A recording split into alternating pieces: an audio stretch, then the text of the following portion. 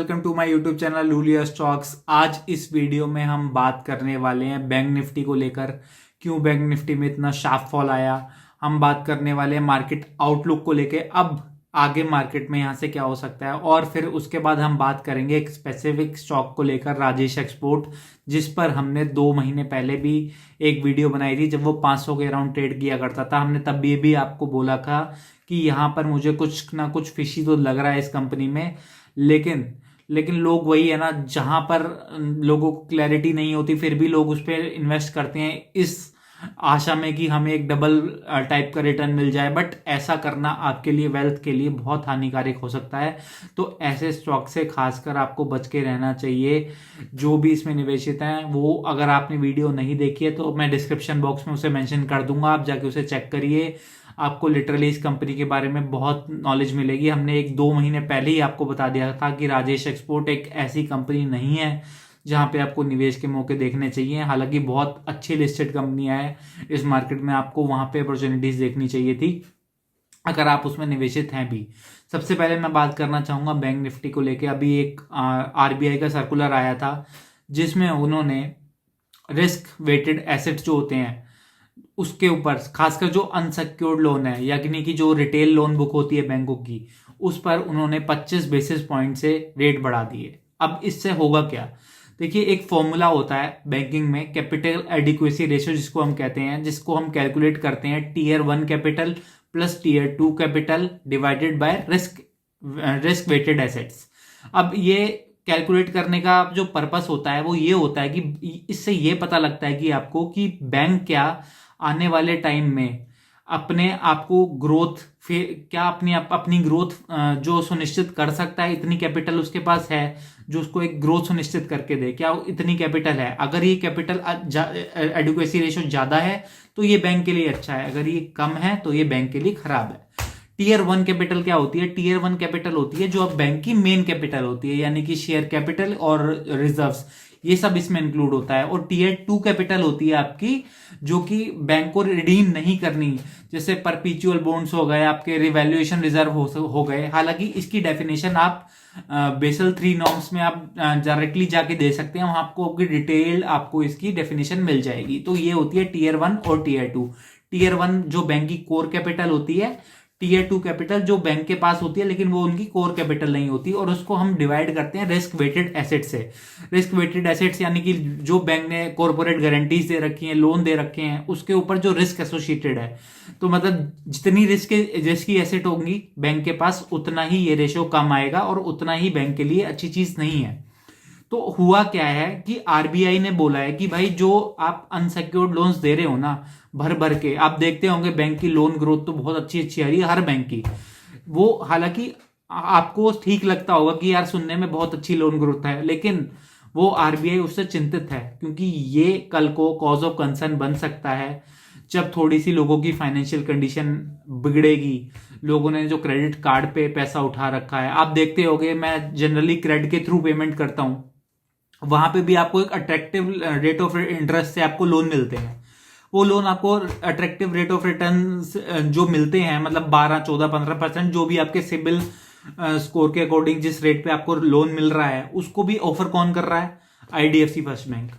अब ये इतने अनसिक्योर्ड लोन्स जब मार्केट में बंटने लगेंगे तो एक टाइम आ जाएगा जब लोग यहां पे डिफॉल्ट करने लगेंगे। अगर ऐसा लोगों ने करना शुरू किया, उनकी फाइनेंशियल कंडीशन बिगड़ी, तो ये बैंक के लिए बहुत बड़ा रिस्क बन सकता है, और ऐसा आरबीआई समझता है।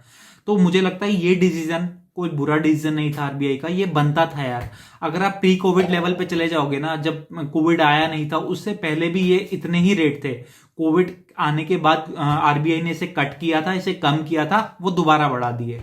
क्या ये बैंक्स के लिए पॉजिटिव है या नेगेटिव है? ऑब्वियसली नेगेटिव है। इससे उनका कैपिटल एडिक्वेसी रेशियो इंपैक्ट होगा और बहुत अच्छी तरीके से होगा कुछ बैंक्स का। तो जो खासकर रिटेल में ज्यादा फोकस करते हैं, जैसे आप एग्जांपल आईडीएफसी फर्स्ट बैंक का जो हमने एग्जांपल दिया, उसका खास फोकस है रिटेल बैंकिंग पे, तो उन बैंक्स के लिए ज्यादा नेगेटिव है। और जिनका कॉरपोरेट लोन्स जो ज्यादा देते हैं, रिटेल पे जिनका कम फोकस है, उनके लिए कम नेगेटिव है। फॉर एग्जांपल आपने देखा होगा एचडीएफसी बैंक पे कोई खास इंपैक्ट नहीं आया क्योंकि उसके लिए इतना नेगेटिव नहीं है। और एयू स्मॉल फाइनेंस बैंक पे भी इतना उस पर इम्पैक्ट नहीं आया, क्योंकि स्मॉल फाइनेंस बैंक पे भी कुछ उनको रियायतें मिलती हैं, जिसकी वजह से उसके लिए भी इतना नेगेटिव ये नहीं है। नेगेटिव ज्यादा उनके लिए है, खासकर मैं बताऊंगा ज्यादा नेगेटिव मुझे लगता है बैंक से भी ज्यादा ना एनबीएफसी के लिए है, क्योंकि उनका तो काम ही यही है। अब वो एक्चुअली अब जो लोन देंगे बैंक एनबीएफसी को, वो थोड़ा और हाई रेट ऑफ इंटरेस्ट पे दे लेंगे। उनके पास अब दो ऑप्शन बचते हैं एनबीएफसी के पास, या तो वो बॉन्ड्स के थ्रू अपना पैसा उठाना शुरू कर दे बैंकिंग के अलावा, वो देखेंगे कि वो फ्यूचर में उसको कैसे लेते हैं। लेकिन फिलहाल ये जो भी एनबीएफसी में है, बजाज फाइनेंस, आवास फाइनेंस, जितने भी फाइनेंस कंपनी है, उनके लिए थोड़ा नेगेटिव है। पूना वाला फिनकॉर्प, जो हमें भी एक कंपनी पसंद थी, पूना वाला फिनकॉर्प, जो ऐसी कंपनीज हैं उनके लिए थोड़ा नेगेटिव है। लेकिन पर ऐसा नहीं होगा कि जो ग्रोथ होनी थी वो बिल्कुल भी नहीं होगी, ऐसा कोई घबराने वाली कोई बात नहीं है इसमें। ये शॉर्ट टर्म में इंपैक्ट दे सकती है। हाँ, शॉर्ट टर्म के लिए बैंक निफ्टी थोड़ा सा नेगेटिव होता है, बैंकिंग सेक्टर थोड़ा सा नेगेटिव होता है, लेकिन हाँ, लॉन्ग टर्म में कोई बहुत मेजर इंपैक्ट इसका आएगा बैंक्स के ऊपर, ऐसा मुझे नहीं लगता, पर्सनली नहीं लगता। तो ये तो हो गई बैंक निफ्टी की बात, क्यों गिरा बैंक निफ्टी। अब आगे क्या हो सकता है, देखिए शॉर्ट टर्म में वैसे मैं बताया, शॉर्ट टर्म में अभी थोड़ा सा बैंक्स में आपको कॉशियस रहना चाहिए, ठीक है। हालांकि हमने पहले भी बोला था, बार बार बोला था, 1700 के अराउंड चीख चीख के बोला था कि यार वैल्यू बनती है कोटक बैंक में, यहां पे आपको इसको कंसीडर करना चाहिए। आज भी मेरा टेक सेम है उसके ऊपर, डिस्पाइट ये जो हुआ आरबीआई के जो सर्कुलर आया उसके बाद भी मैं आपको यही कहूंगा कि वहां पे वैल्यू अभी भी बनती है, आपको उस बैंक पर ध्यान देना चाहिए। कोई बहुत सस्ती वैल्यूएशन है, सब कुछ प्राइस इन है, यहां से ज्यादा डाउन साइड नहीं है, चाहे वो एचडीएफसी हो या फिर कोटक हो। 1700 भी बोला था, आप देखे होंगे बहुत छोटे समय में 1700 1780 आ गया, आपको पता भी नहीं चला। और मुझे कोई भी इसमें शक नहीं है कि आने वाले टाइम में 2000 भी क्रॉस कर देगा, ऐसा मेरा व्यू है। कोई बाइंग या सेलिंग रिकमेंडेशन इसे ना समझें, जो भी डिसीजन ले अपने फाइनेंशियल एडवाइजर से पूछ कर लें। अब बैंक निफ्टी तो हो गया नेगेटिव, लेकिन निफ्टी के लिए होगा पॉजिटिव। क्यों? क्योंकि आईटी स्टॉक्स अब अच्छा करने की कगार पर खड़े हैं। उसके पीछे रीजन है, अब आने वाले टाइम में मार्केट को बिल्कुल भी एक्सपेक्टेशंस नहीं है कि रेट हाइक होंगे। अगर रेट हाइक नहीं होते तो ये आईटी कंपनीज के लिए अच्छी बात है, और आने वाले टाइम में इनकी ग्रोथ लौटती हुई आपको हो सकता है धीरे धीरे दिखाई दे। और मार्केट का तो ये उसूल है, ऑलरेडी सब कुछ डिस्काउंट कर देता है 6 महीने पहले। अब ऐसा नहीं है ये सुन के आप टूट टूट के आईटी स्टॉक भरना शुरू कर दें, ऐसा भी नहीं है। धीरे धीरे सिप करें। हमने पहले भी बोला था, जब आपने, अगर आप हमारे रेगुलर व्यूअर हैं, तो हमने पहले भी बोला था जब 1350 के अराउंड इन्फोसिस ट्रेड करता था कि आपको यहां पर ध्यान देना चाहिए। कोई बाइंग सेलिंग रिकमेंडेशन नहीं थी, लेकिन हाँ, वैल्यूएशन वाइज आईटी स्टॉक 3000 पे टीसीएस आ गया था यार, क्या था वहां खोने के लिए। जब लोगों को अंडर वैल्यूड वो चीजें मिल रही होती हैं, लोगों को टाइम करने का ज्यादा शौक होता है, उस टाइम पे वो उसको कंसीडर नहीं करते। 1850 पे मैंने एम्फेसिस को भी बताया था कि इस पर ध्यान दो, क्योंकि बहुत अच्छा शेयर है, इतना भी खराब नहीं है कि ये 2000 से नीचे बनती थी इसकी वैल्यू। बहुत रीजनेबल वैल्यूएशन पे ट्रेड कर रहा था, मिड कैप कैटेगरी में बहुत ही रीजनेबल वैल्यूएशन पे वो ट्रेड कर रहा था, 1800-1900 की रेंज में। और वहां पे मुझे लगता था बहुत वैल्यू है उस स्टॉक में।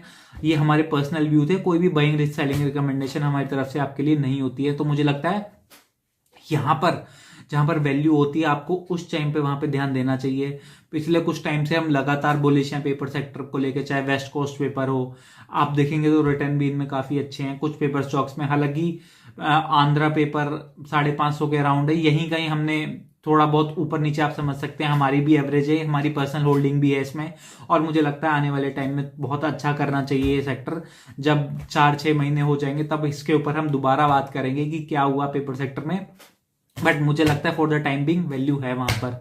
हालांकि रिजल्ट कोई एक्स्ट्राऑर्डिनरी नहीं थे, ना कि हमने एक्सपेक्ट किया था कि इनके रिजल्ट बहुत ही एक्स्ट्राऑर्डिनरी आएंगे। वैल्यूएशन वाइज वो बहुत सस्ते हैं अब अगर वैल्यूएशन कंसीडर करेंगे तो। हालांकि अब अगर हम मार्केट आउटलुक की बात करें आगे क्या हो सकता है, निफ्टी के लिए पॉजिटिव है, क्योंकि जो मुझे लगता है एफएमसीजी सेक्टर के लिए एक पॉजिटिव आया। क्यों? कि ब्रेंट क्रूड के प्राइस लगातार गिर रहे हैं, जो कि पेंट सेक्टर है, एफएमसीजी सेक्टर है, इनके लिए बहुत पॉजिटिव होता है। तो मुझे लगता है इन सेक्टर पे आपको फोकस करना चाहिए। तो ऑल एंड ऑल ये है कि कुछ सेक्टर स्पेसिफिक अगर आप हो जाएं तो मुझे लगता है कि कुछ सेक्टर्स के लिए अच्छी चीज़ें हो रही हैं, जैसे कि एफएमसीजी के लिए, पेंट सेक्टर के लिए, आईटी के लिए। तो मुझे लगता है इन सेक्टर्स पे आपको फोकस करना चाहिए रेदर देन आप बैंक्स के पीछे भागें। हाँ, जहाँ जिन बैंक्स पे लगातार मैं क्या क्या कहता आ रहा हूँ कि वैल्यू है, एचडीएफसी और कोटक। 1700 के अराउंड हमने बहुत बोला था कि इसके लो लो 1480 तक भी आया था आपका एचडीएफसी बैंक। वहां पे भी हमने इसको बोला था कि हाँ ठीक वैल्यू है, यहाँ पे कंसिडर करा जा सकता है।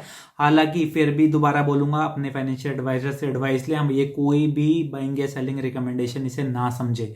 और उसके बाद अगर मैं बात करूं बैंक निफ्टी की, अगर आप ऑप्शन चेन देखेंगे ना, हर स्ट्राइक प्राइस पे भर भर के कॉल राइटिंग हो रखी है। ये इंडिकेट कर रहा है कि बैंक निफ्टी अगले हफ्ते कोई बहुत बड़ा मूव देगा, इसकी संभावना कम है, खासकर ऊपर की साइड। लेकिन मुझे लगता है कि बैंक निफ्टी अब फ्लैट टू नेगेटिव उसका व्यू है फॉर नेक्स्ट वीक ओनली। ऐसा नहीं है लॉन्ग टर्म के लिए कोई बहुत नेगेटिव हो गया बैंक निफ्टी के लिए, बट शॉर्ट टर्म के लिए फ्लैट टू नेगेटिव आप उसमें व्यू रख सकते हैं। और मुझे लगता है जिन बैंक्स में वैल्यू है वो फिर भी आउट परफॉर्म आपको अभी भी करते हुए दिखेंगे, चाहे वो एचडीएफसी बैंक हो या कोटक बैंक हो। और मुझे लगता है जहां पर वैल्यूएशंस बहुत स्ट्रेच्ड है सर, खासकर सरकारी बैंक, कुछ सरकारी बैंक, एसबीआई हमें एक काउंटर है जो कि पसंद है सरकारी बैंकों में, बट लेकिन कुछ सरकारी बैंक है जिनकी वैल्यूएशन ऐसी हो रही है कि मतलब अगर आप हिस्ट्री से कंपेयर करेंगे तो बहुत हाई वैल्यूएशन पे इस वक्त ट्रेड कर रहे हैं। और हमारा लगातार व्यू है कि इलेक्शन तक आपको पीएसयू से थोड़ा बच के रहना पड़ेगा। नहीं पता कब प्रॉफिट बुकिंग आएगी, और आएगी तो बहुत शार्प आएगी, इतना मैं आपको बता सकता हूँ। और उसके बाद स्मॉल कैप और मिड कैप में व्यू कॉशियस है, लगातार कॉशियस है, लगातार उसमें फंड आ रहे हैं। कुछ शेयर हमने आपको स्पेसिफिक उसका नाम भी बताया था, एक हमने 350 पे पूना वाला फिनकॉप लिया था, 380 पे पहली बाइंग थी, 350 पे दूसरी थी। तो वो अभी मुझे लगता है जो नेगेटिव खबर आई है उसकी वजह से थोड़ा नीचे आया है। हालांकि व्यू हमारा उस पर पॉजिटिव है, कोई बहुत ज्यादा गिरावट हो जाएगी शेयर में, 20% टूट जाएगा, 25% टूट जाएगा, ऐसा हमें बिल्कुल नहीं लगता। तो लगता है जहां भी क्वालिटी स्टॉक्स हैं उसमें सिप करिए। स्मॉल कैप मिड कैप में ध्यान से, बहुत ही ध्यान से अपना जहां भी इन्वेस्टमेंट करें, क्योंकि वैल्यूएशन बहुत स्ट्रेच्ड है। एक पेपर सेक्टर है जो कि मुझे सस्ता लगता है, लेकिन उसके अलावा अगर आप देखेंगे तो वैल्यूएशंस बहुत बहुत स्ट्रेच हैं कुछ पॉकेट्स में तो खासकर। तो आपको बहुत कॉशियस रहना चाहिए। और एक सेक्टर जिसपे हम पॉजिटिव हैं वो है केमिकल सेक्टर। मुझे लगता है बहुत अच्छी वैल्यू आपको दे रहा है कि जब रेट कट्स आएंगे इसके भाव आपको कुछ और मिलेंगे। कुछ बेहतरीन कंपनी हम आपको ऑलरेडी बता चुके हैं, उसको बार बार रिपीट करके फायदा नहीं है। और अब चलते हैं राजेश एक्सपोर्ट्स की तरफ। राजेश एक्सपोर्ट्स के रिजल्ट आए, अगर आपने रिजल्ट देखे होंगे, फिर कंपनी ने कैश फ्लो स्टेटमेंट नहीं दी, वॉल उसकी सेल्स जो है ड्रास्टिकली घटी है। दोबारा मुझे ये सब फिशी लग रहा है। आप उसका रिजल्ट कैसे एनालाइज करेंगे बिना कैश फ्लो स्टेटमेंट के, मुझे तो समझ नहीं आती ये मैनेजमेंट कर क्या रही है। अगेन अगर आपने पिछली हमारी वीडियो नहीं देखी है तो मैं डिस्क्रिप्शन बॉक्स में उसे मेंशन कर दूंगा। राजेश एक्सपोर्ट के जो भी निवेशक हैं उसको एक बार देख लें। हालांकि कुछ भी डिसीजन लें अपने फाइनेंशियल एडवाइजर से पूछ के लीजिएगा। ये कोई बाइंग या सेलिंग रिकमेंडेशन नहीं है, ये सिर्फ हमारे पर्सनल व्यू है। मुझे वहां पे पहले से ही बहुत फिशी लग रहा था राजेश एक्सपोर्ट में, तो मैं एकदम से ये नहीं कह सकता कि इस कंपनी में कुछ गड़बड़ है। हो सकता है हम गलत साबित हो जाए, हो सकता है इसका भाव कुछ समय बाद 1000 रुपए भी हो जाए, 1500 रुपए भी हो जाए, उसके लिए मैं कुछ नहीं कहता। लेकिन जब तक क्लैरिटी नहीं है आपको ऐसे शेयर से दूर रहना चाहिए। ये हमारा पर्सनल व्यू है। वीडियो कैसी लगी जरूर से जरूर कमेंट करें और अपना कीमती सुझाव दें। Thank you so much.